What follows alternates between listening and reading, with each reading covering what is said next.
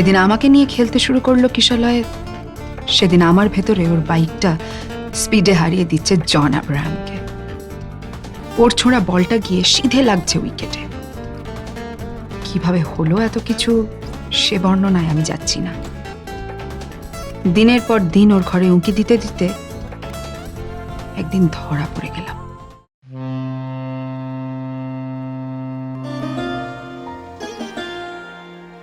মনের বন্দরে দাঁড়িয়ে নোয়ার গল্প জাহাজ এখন শুধু গল্পের সাগরে পাড়ি দেওয়ার অপেক্ষা। এই ছাড়ল গল্প জাহাজ। উঠে পড়ুন শিগগিরই। রকমারি গল্পের 7 সমুদ্র পেরিয়ে চলুন আমরা যাই অনন্য এক আনন্দ সাগরে। নোয়ার গল্প জাহাজ। এখন শুনবেন হারিয়ে যাওয়া নূপুর। গল্প মৌমিতা, পাঠ ঐশী ভট্টাচার্য। মীরা কাকিমার কাছে যখন আমি নাচের প্র্যাকটিসে যেতাম, তখন কোনোদিনও কিশলয়কে ওদের বাড়িতে দেখতে পাইনি। কোনো একটা আশ্চর্য কারণে ও ঠিক সেই সময়টা মিসিং থাকতো। মফস্বল হলেও আমাদের শহরটা কলকাতা থেকে অনেক বেশি ছিমছাম ও সুন্দর ছিল। হয়তো প্ল্যান্ট ছিল বলেই রাস্তার থেকে রাস্তা, গলি থেকে গলি, বাড়ি থেকে বাড়ি হোঁচট খেতে হতো না কোনো রকম গার্বেজে। কিন্তু মীরা কাকিমার চৌকাঠ পেরোতে গিয়ে সেই আমিই যেন থমকে গেলাম কোথাও। মনে হলো উঠোনের ওই নারকেল গাছটা যেরকম সহজে বাড়ির বারান্দার দিকে এগিয়ে গেছে, আমি কি পারবো সেরকম সহজতায় নিজেকে মেলে ধরতে? মীরা কাকিমাই ডেকে পাঠিয়েছিল আমাকে, কারণ আমাদের ওই ছোট্ট শহরের হাওয়া হাওয়ায় ছড়িয়ে গিয়েছিল আমি ভালো নাচি। সেই নাচের এক একটা মুদ্রায় আমি কখনো অর্জুন দ্রৌপদী, কখনো বা রাধাকৃষ্ণ মূর্ত করে তুলতাম কত কত দর্শকের সামনে। ছোট্ট মফস্বলের অডিটোরিয়াম থেকে ফিরে যাওয়ার সময় হয়তো কারুর কারুর পৃথিবী একটু বড় হয়ে উঠত। বড় পৃথিবীর সঙ্গে যোগাযোগ ছিল মীরা কাকিমার। উঁচু পোস্টে চাকরি করতেন বলেই নয়, কলকাতার বেশ কয়েকটা সাংস্কৃতিক সংস্থার সঙ্গে ওতপ্রোতভাবে যোগাযোগ ছিল ওর। পলাশ কাকু অঙ্ক করাতেন একটা কলেজে, আর অনেকটা যেন বা স্ত্রীর ছায়াতেই থাকতে ভালোবাসতেন। ওদের মেয়ে চুমকি থেকে আমি চিনতাম, তবে সে মায়ের মতো মিশুকে ছিল না বলে অত ঘনিষ্ঠ হইনি। বিয়ে হয়ে কলকাতায় চলে যাওয়ার পর চুমকি থেকে খুব একটা বাপের বাড়ি আসতে দেখি না। সুন্দরী তো, বর খুব একটা কাছছাড়া করতে চায় না বোধহয়। মীরা কাকিমা অন্যরকম। যে কোনো পুজো প্যান্ডেলে ঢুকে নিমেষে 5 জনকে বন্ধু করে নিতে ওর জুড়ি নেই। তবে সেই বন্ধুত্বটা আবার কিভাবে প্যান্ডেলেই রেখে আসতে হয় সেটাও উনি জানতেন। আমি যখন ডাক পেলাম মীরা কাকিমার কাছে, তখন ভাবলাম হয়তো বিশেষ কোনো দরকার পড়েছে, আর দরকার মিটে গেলে পরে আমারও আর কোনো অস্তিত্ব থাকবে না ওর কাছে। তবু আমি যে রাজি হলাম তার কারণ কিশলয়। কিশলয় ওর দিদির মতো সুন্দর নয়, ভাগ্যিস নয়। আমি আমার মফস্বলীয় ইংরেজিতে ওর একটা নাম দিয়েছিলাম, বর্ন টাফ। ওর ওই গালে 2 দিনের না কামানো দাড়ি, 6 ফুট উচ্চতা, শ্যামলা রং। আমার মনে হতো ছেলেটা এমন একটা চাবুক যা দিয়ে চাপকালে শরীরে কোনো দাগ পড়বে না, তবে মনে পড়বে। কিন্তু ওর সঙ্গে যে কথা বলবো সে সাহস জোগাড় করে উঠতে পারিনি। বছরে 4 মাস খোলা আর 8 মাস বন্ধ, এমন একটা জুট মিলে কাজ করতো আমার বাবা। আমার দিদি চুমকিদির থেকে বড়ই হবে একটু, কিন্তু ওর কোনো পাত্র জোটেনি এখনো। আমাদের ঘরে 60 পাওয়ারের বাল্বের আলোয় ঠাড়ে ঠোরে ওকে অনেকবার ভেগে যাওয়ার কথা বলি আমি, কিন্তু উত্তরে একটাই কথা বলে ও, আমি কি আর তোর মতো নাচ জানি? নাচ নাচ নাচ। আচ্ছা, এই নাচ কি আমার জীবনের একটা বন্ধ দরজাও খুলবে? উত্তরটা পেয়েছিলাম একটা শনিবার দুপুরবেলা। সেদিন মীরা কাকিমা ঘুমিয়ে পড়েছে টিভি দেখতে দেখতে, আর আমি পা টিপে টিপে ড্রয়িং রুমের বাঁ দিকের ঘরের দরজাটার সামনে এসে দাঁড়াতেই সে যেন খুলে গেল। আমি মুহূর্তে ভুলে গেলাম আমি এক নিম্ন মধ্যবিত্ত বাড়ির মেয়ে, যাকে পুজো প্যান্ডেলে নাচতে দেখে প্রায় জোর করে ধরে নিয়ে গেছে নাচ শিখিয়েছেন এক বাতিল মাস্টার মশাই। ভুলে গেলাম মীরা কাকিমা আমাকে বাড়িতে নিয়ে আসছে, খাওয়াচ্ছে, দাওয়াচ্ছে। তার বদলে ওর অফিসের ফাংশনে দুর্দান্ত পারফরমেন্স দিতে হবে আমায়। ভুলে গেলাম সব। শুধু মনে হতে থাকলো চিটিং ফাঁক কোনো শব্দ নয়, সে শুধু একটা স্বপ্নের নাম, যার ওপারে কিশলয় একটা বারমুডা পরে ভিডিও গেম খেলছে।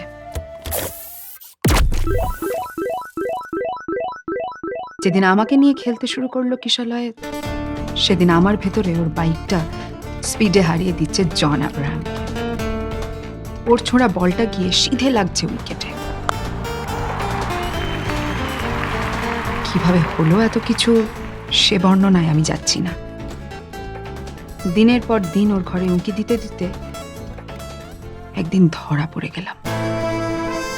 আর তারও কয়েকদিন পর ও ধরে ফেললো আমাকে। ঘুম ভেঙে দৌড় করা খরগোশটা যেভাবে কচ্ছপকে ধরে ফেলে, আমি তো ধরা পড়তেই চাইছিলাম। অ্যাসফল্টের মতো মিশে যেতে চাইছিলাম পিচে, ভেঙে যাওয়ার স্বপ্নের মতো চাইছিলাম একটা আশ্রয়। কিশলয় এত বুঝতো না। ও ভাবতো আদর আর বাইকের স্পিড তুললে পৃথিবীর সব রাস্তা সহজ হয়ে যায়।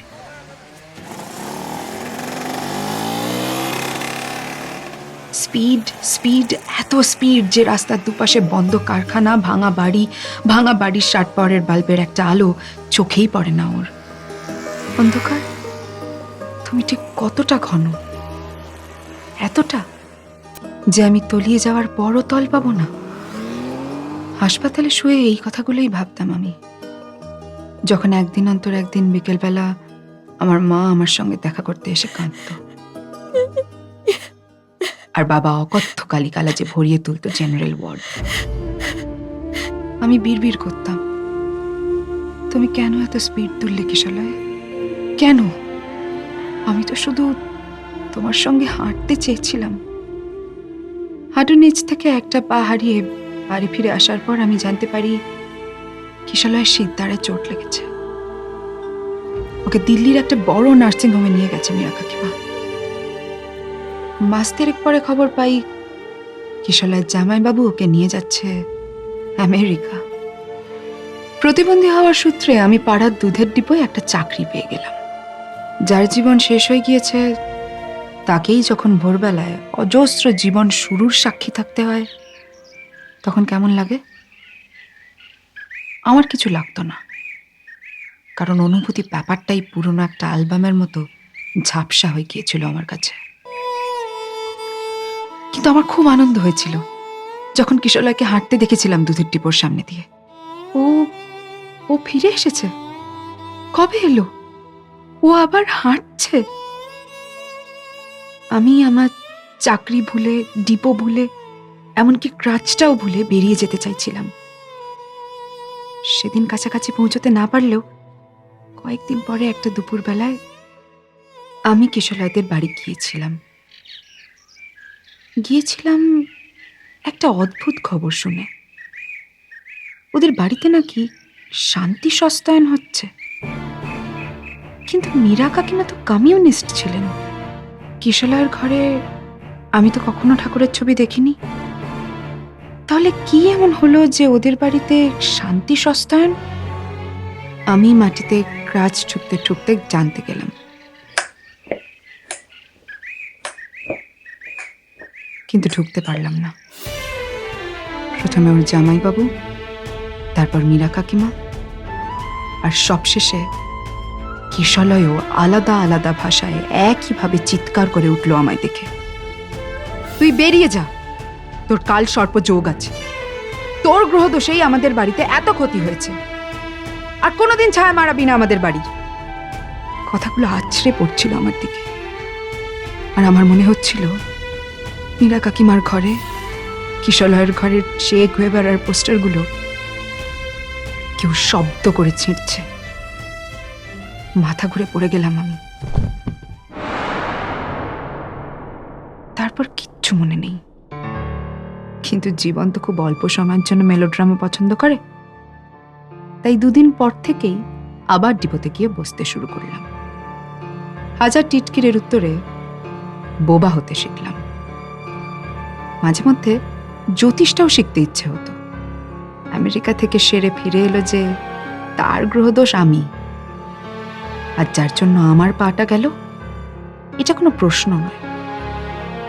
স্বপ্ন যে দেখে মূল্য তাকে দিতে হয়, যাকে নিয়ে দেখে তার তো কিছু দেওয়ার কথা নয়। তবু কি আশ্চর্য, কিশলয় একটা সরি লেখা কার্ড পাঠিয়েছিল আমাকে, আর সঙ্গে একটা পার্সেল আমার জন্মদিনে। হুমড়ি খেয়ে পড়েছিল আমার বাড়ির লোক, আর ছিটকে সরেও গিয়েছিল যখন দেখেছিল একটা নতুন ক্রাচ এসেছে আমাদের বাড়িতে। হাতের বদলে ক্রাচ। আমি শুধু সেটা ফেরত দেব বলে মফস্বল শহরের এক প্রান্ত থেকে আরেক প্রান্তে হেঁটে গেলাম আমার পুরনো ক্রাচের ভরসায়।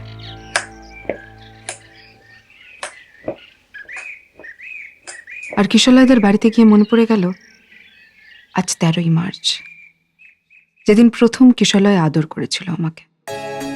উফ, কি ভয় লাগছিল আমার। একটা কোকিল ডেকে উঠল।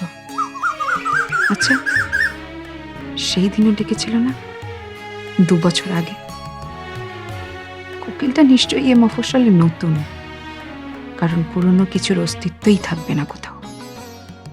কিশলয় কলকাতা গিয়েছে জানতাম, কিন্তু ওরা যে পাকাপাকিভাবে কলকাতাতেই থেকে গিয়েছে আর ওদের বাগানওয়ালা বাড়িটা দিয়ে গিয়েছে প্রমোটারের হাতে, জানা ছিল না। বাইরে সাইনবোর্ড দেখে ফিরে আসছিলাম, হঠাৎ মনে হলো সব তো ভেঙে গড়িয়ে যাবেই, তার আগে একবার, শেষবার কিশলয়ের ঘরে ঢুকে দেখে আসি। হয়তো আমি খোঁড়া বলেই, প্রতিবন্ধী বলেই মিস্ত্রিরা আমাকে খুব একটা বাধা দিল না, আর আমি ক্রাচ ঠকঠক করতে করতে ড্রয়িং রুম বেরিয়ে আবারও গিয়ে দাঁড়ালাম কিশলয়ের দরজাটার মুখে।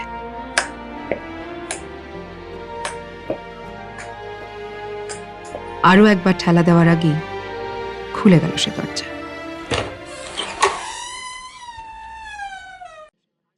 আমি ঘরে ঢুকলাম।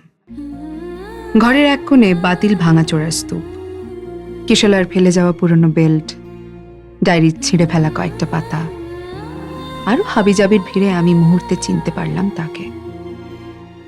ওটাও কিশলয়রা আমার জন্য একটা উপহার। আদর করতে করতে আমায় দেখিয়েছিল। আদর শেষে আমায় দেবে বলেছিল, কিন্তু মীরা কাকিমা ঘরে এসে পড়ায় আর দেওয়া হয়নি। সেই উপহার এই ঘরে ফেলে রেখেই কিশলয় কলকাতা চলে গিয়েছে। তবে কি উপহারটাই কিশলয়ের হয়ে আমাকে টেনে আনলো এত দূর? আমি ক্রাচা ভর দিয়ে নিচু হয়ে বসলাম। এখন আমার হাতের একদম কাছে একজোড়া নতুন নূপুর।